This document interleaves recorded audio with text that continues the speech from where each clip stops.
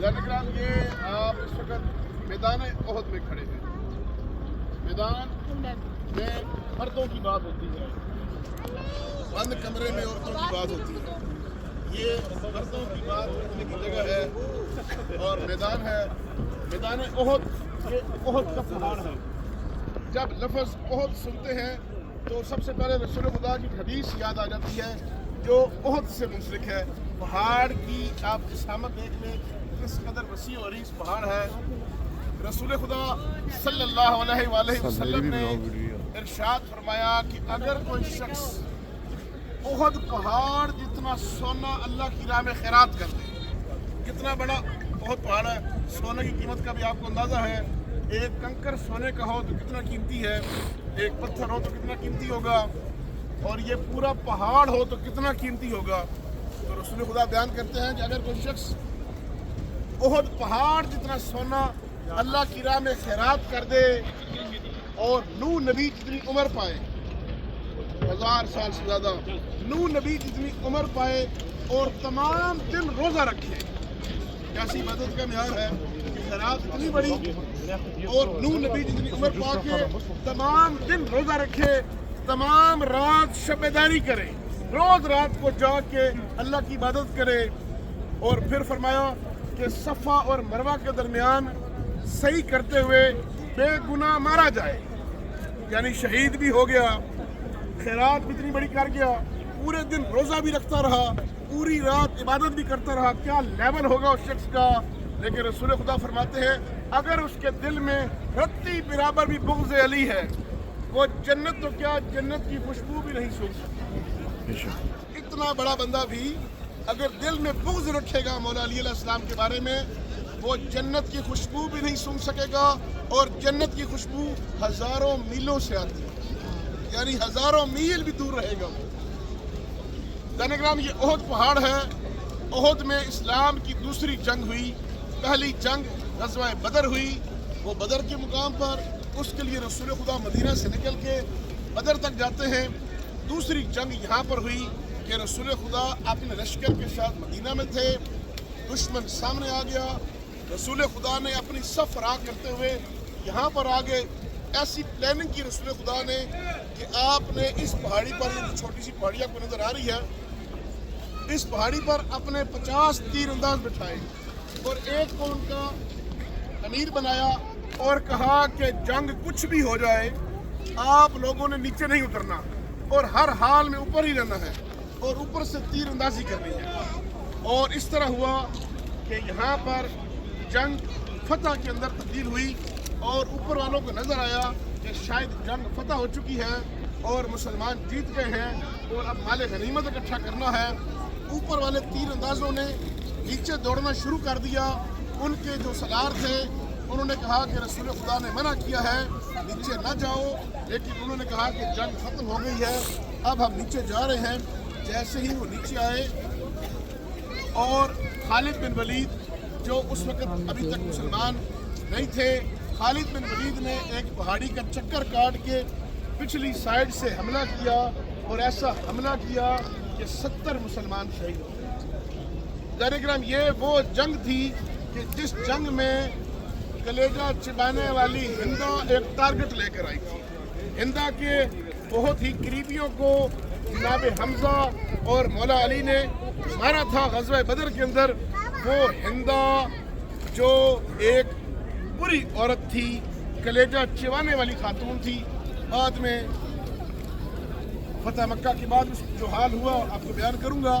یہ ہندا ٹارگٹ لے کے آئی، اپنے ساتھ اپنے غلام حبشی کو لے کر آئی، اور حبشی سے کہا کہ میں تجھے ڈھیروں سونا دوں گی، ڈھیروں مال دوں گی، تو نے فقط حمزہ کو مارنا ہے۔ یہ حمزہ رسول خدا کے چچا تھے، یہ رسول خدا کے وہ چچا تھے جن پر رسول خدا کو بہت مان تھا۔ رسول خدا کے یہ دو شیر تھے، جناب حمزہ اور مولا علی علیہ السلام۔ یہ دونوں شیر جب میدان میں صف آرا ہوتے تھے تو کسی کی جرت نہیں ہوتی تھی ان ہاشمی شیروں کا مقابلہ کر سکے۔ جناب حمزہ کو ٹارگٹ کیا گیا، اور اس حبشی غلام کے ذریعے جناب حمزہ کو شہید کروایا، اور جناب حمزہ کو شہید کروانے کے بعد اس کا دل نہ بھرا، اس نے جناب حمزہ کا کلیجہ چاک کروا کے کلیجہ نکال کے یہ خاتون نے چبایا۔ یہ ذرا سوچیں، ایک مینٹالٹی لیول کو دیکھیں، ایک خاتون کس قدر اس کے اندر غلاظت بھری ہوگی کہ وہ کلیجہ چبائے گی اور کلیجے کو چبا کے اور پھر تھوک ڈالے گی اور پھر جسم کے اعضاء کو کاٹے گی، اعضاء کو کاٹ کے سوئی کے ساتھ پرو کے اپنے گلے کا ہار بنائے گی۔ کس قدر خباثت تھی کہ گلے کا ہار بنا رہی ہے اعضاء کو کاٹ کے، اور جناب حمزہ کے جیسا پتھر یہاں پڑا ہوا۔ اسی جنگ کا منظر کچھ اس انداز سے ہوا کہ جب خالد بن ولید نے پلٹ کر حملہ کیا، اس پلٹ کر حملہ کرنے کی وجہ سے ایک ایسی بخلاہٹ آ گئی کہ کچھ لوگ یہاں سے بھاگ کے مدینہ کی جانب چلے گئے۔ یہ میں جو بات کر رہا ہوں یہ قرآن سے بات کر رہا ہوں، سورہ انفال کے اندر، اور یہ قرآن کے اندر جو صورتیں ہیں جس میں جنگ کا ذکر ہے اس میں ہے کہ یہ لوگ یہاں سے فرار کر گئے، اس قدر تیزی کے ساتھ بھاگے کہ مدینہ کی گلیاں بھی کراس کر گئے۔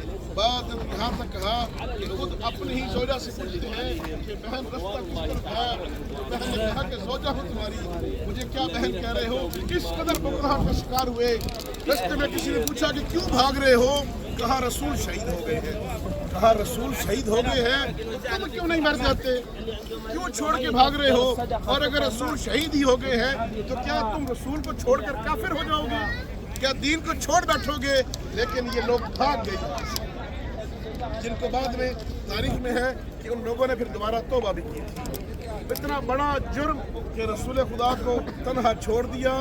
اسی میدان کے اندر رسول خدا موجود ہے، آپ کے 2 دندان مبارک شہید ہوئے، آپ کے چہرے سے خون جاری ہے اور رسول خدا موجود ہے۔ اور اسی جنگ کے اندر رسول خدا کا دفاع کرتے ہوئے امیر المومنین امام علی علیہ السلام چاروں سائڈوں پر گھوم کے اس طرح دفاع کر رہے تھے جس طرح ایک حاجی کعبے کا طواف کرتا ہے اور گھوم گھوم کے دفاع کر رہے ہیں، اور اسی اثناء میں آپ کی تلوار ٹوٹ جاتی ہے۔ آپ کی تلوار ٹوٹتی ہے، آپ رسول خدا کی جانب اشارہ کرتے ہیں کہ یا رسول اللہ مجھے اپنی تلوار دیں۔ رسول خدا کہتے ہیں کہ علی آج تمہیں تلوار خدا دے گا، اور اس وقت ہاتف غیبی سے ایک ندا بلند ہوتی ہے، لا فتح الا علی لا سیف الا ذوالفقار، کہ کوئی فاتح نہیں سوائے علی کے، کوئی تلوار نہیں سوائے ذوالفقار کے۔ اور آسمان سے جناب جبرائیل علیہ السلام ذوالفقار لے کر آتے ہیں، اور وہ ذوالفقار امیر المومنین کے ہاتھ میں تھما دی جاتی ہے۔ پھر کیا تھا، ذوالفقار کا جو دستہ ہے وہ امیر المومنین کے ہاتھ میں آتا ہے، اور مولا اس ذوالفقار کے ساتھ چن چن کے مارتے ہیں ان کو، اور قتال کرتے ہیں اور ڈھیر لگا دیتے ہیں ان کا۔ مولا کی جنگ کا انداز کچھ اس انداز سے تھا کہ مولا نے آج تک کسی کو 2 ضربیں نہیں لگائی، ایک ہی ضرب لگاتے تھے اور بندہ مر جاتا تھا، دوسری ضرب لگانے کی ہمت نہیں ہوئی۔ آپ اسلام کی کوئی بھی جنگ پڑے، ہر جنگ کے اندر امیر المومنین کی تلوار کا ذکر آئے گا۔ آج اگر اسلام زندہ ہے تو یہ تلوار امیر المومنین کی بدولت ہے۔ آج اگر مسلمان غنی ہوئے، آج اگر مسلمان امیر ہوئے اس کے بعد، تو وہ مولا علی کی تلوار کا نتیجہ تھا۔ بھوکے مسلمان، تنگ دست مسلمان، فاقے کرنے والے مسلمان، ایک وقت کا ہونا اور ایک وقت کا نہ ہونا، ایسی قسم پرسی کے اندر مسلمانوں کی حالت تھی۔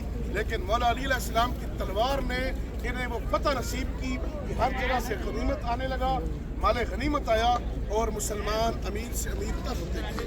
مسلمانوں کی معیشت کو اگر درست کیا ہے تو یا جناب خدیجہ کے مال نے کیا ہے یا امیر المومنین کی تلوار نے کیا ہے۔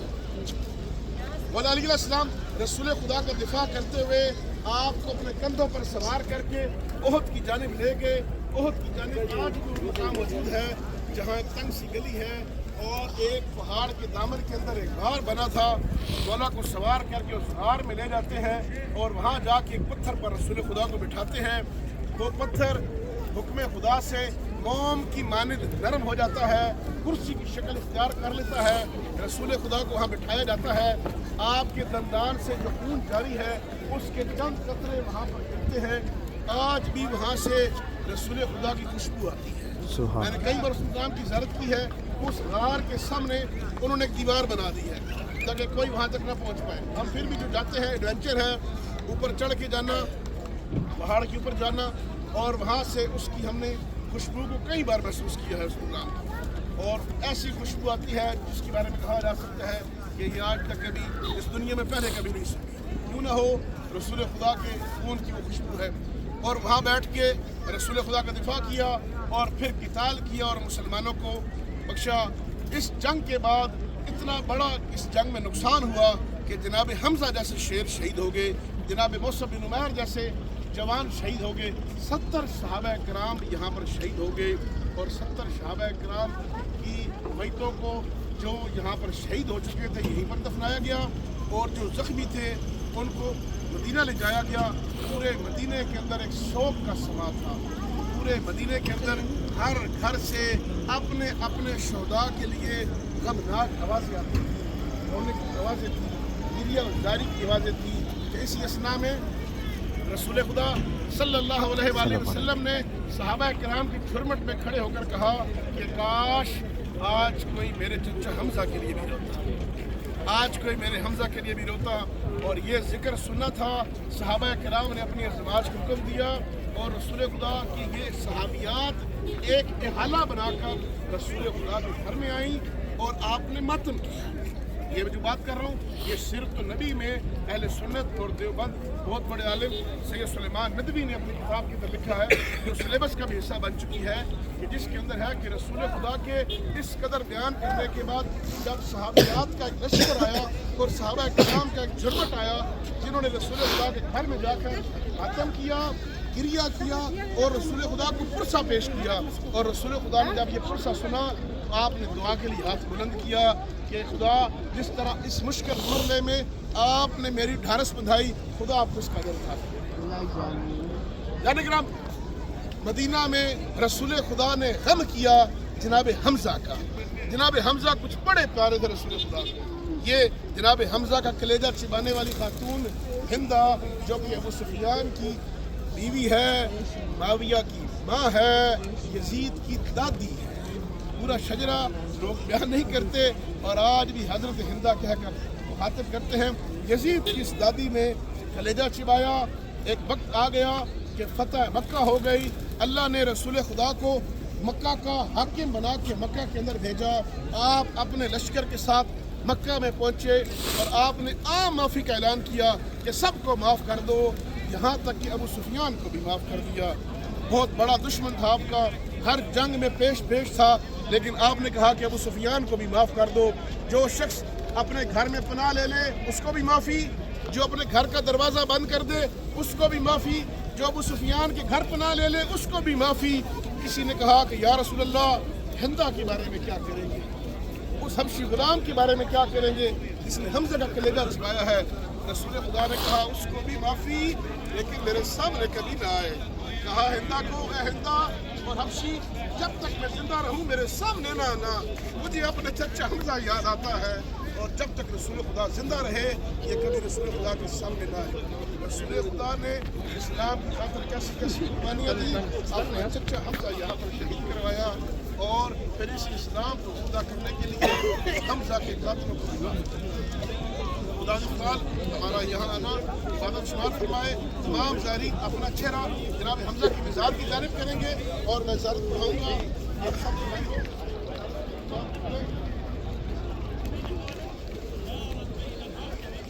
آپ سب کی دعوت میں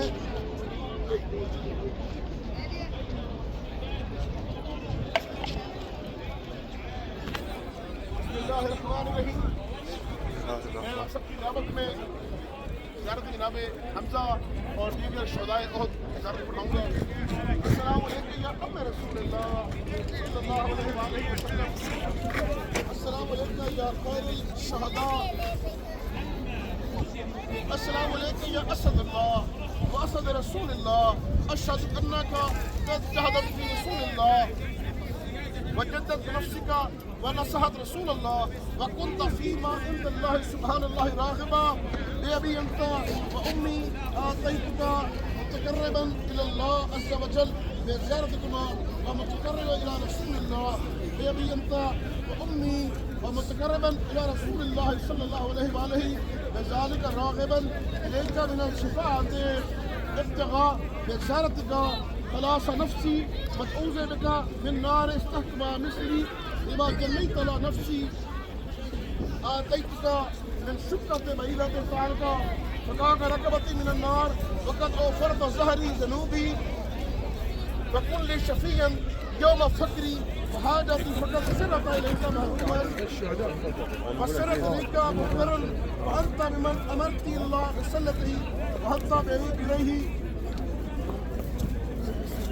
اللهم صل على محمد وآل محمد.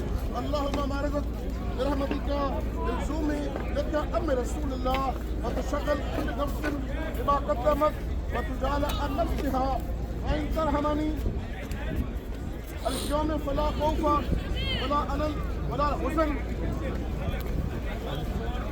ولا تصرفني غير حاجتي فقط لصدقك بقبر أم نبيك وأدعو بحلمك على جهلي وبفراتك على دراية نفسي وقد عزم جسمي. اس میں ہم نے بیان کیا ہے کہ کریم اللہ ہم سلام پیش کرتے ہیں رسول خدا کے چچا پر جو کہ اسد اللہ ہیں، جو کہ شیر ہیں، جو کہ سید الشہداء ہیں اور دیگر شہدائے احد جنہوں نے وفاداری کے ساتھ رسول خدا کے ساتھ جام شہادت نوش فرمایا. ہمارا سلام ہو آپ پر اے شہداء، ہمارا سلام ہو آپ پر اے اسلام کو زندہ کرنے والے. ہم آپ کے ظاہر ہیں، آپ پر اپنا سلام پیش کرتے ہیں اور آپ کو خراج تحسین پیش کرتے ہیں. خدا ہمارا آنا آپ کی بارگاہ میں قبول و منظور فرمائے. ابھی ظاہر جائیں گے، جنگل کے قریب جا کر زیارت کریں گے اور زیارت کرنے کے بعد انشاءاللہ گاڑی کی